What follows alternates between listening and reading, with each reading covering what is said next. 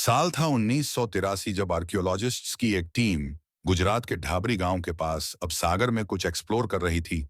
समुद्र की 130 फीट की गहराई में जान के बाद वह जो देखते हैं वह सचमुच चौंका देने वाला था। वो बिना देरी किया बाहर आते हैं और अपने बस को फोन लगाते हैं। कुछ डर तक रिंग जान के बाद उधर से आवाज आई है।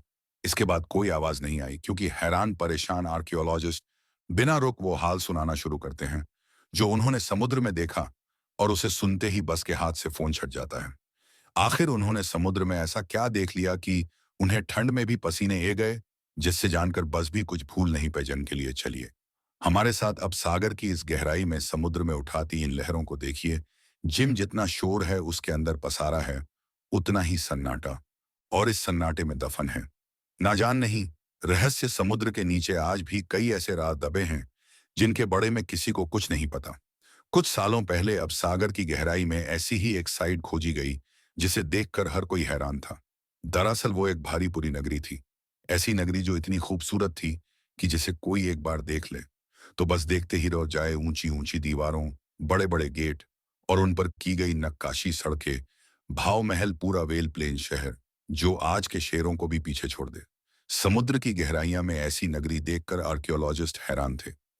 आखिर ये नगरी यहाँ पहुंची कैसे और ये कितनी पुरानी है? ये अब सवाल उनके माँ में भी थे, जिनका जवाब ढूंढने के लिए उन पत्थरों के सैंपल लिए गए और कार्बन डेटिंग से पता चला कि वो पत्थर महाभारत काल के हैं।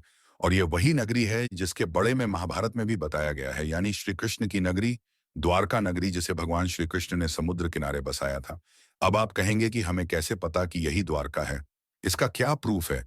क्योंकि द्वारका जो गुजरात के जामनगर जिले में अब सागर के तट पर बस एक छोटा सा शहर है, जिसे भगवान विष्णु के कर धमौन में से एक माना जाता है, जहां हजारों कृष्णा भक्ति दूर दूर से दर्शन के लिए आते हैं। अगर वो द्वारका है तो फिर ये क्या है? दरअसल श्रीमद् भागवत पुराण के 10वें अध्याय के अनुसार कंस का वध करने के बाद भगवान श्री कृष्ण ये यादव वंश के साथ मथुरा में रहने लगे। लेकिन कंस की मौत का बदला लेने के लिए उसके ससुर जरासंध ने मथुरा पर एक या दो बार नहीं बल्कि पूरे 17 बार अटैक किया। बार बार हो रहे इन आक्रमणों से न केवल मथुरा की प्रजा परेशान थी बल्कि श्री कृष्ण भी दुखी हो चुके थे। इसीलिए उन्होंने अपनी प्रजा की रक्षा के लिए मथुरा से कई दूर जाना ही सही समझा, और वो अपने परिवार और पूरी प्रजा के साथ मथुरा से 1285 किलोमीटर दूर अब सागर किनारे जा पहुंचे। और उन्होंने विश्वकर्मा को समुद्र के ऊपर एक नगरी बनाने का आदेश दिया।